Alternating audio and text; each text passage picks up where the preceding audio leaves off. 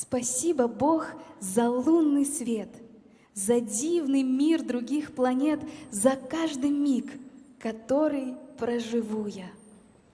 За радость, грусть, за свет и тень, за самый лучший в жизни день, за каждый новый вздох мой. Аллилуйя.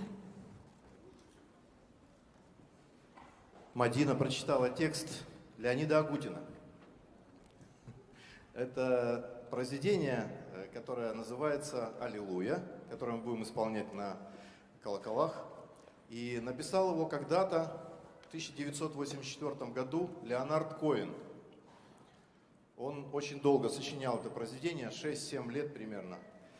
Всего одна песня. Вы ее узнаете, многие даже, вот я о чем-то сейчас говорю, некоторые не представляют, о чем речь вообще. Вот. И когда вот мы начнем играть, вы скажете, подумайте у себя, это вот из этого фильма, это из этого мультфильма, или кто-то подумает вот как-то так. Но опять же, написано это в 1984 году, и Леонард Коэн очень долго мучился, он и текст писал, и музыку, и он написал около 80 куплетов.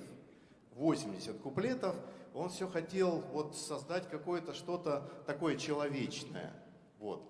И там изначально был библейский текст, потом он много вариантов перебирал.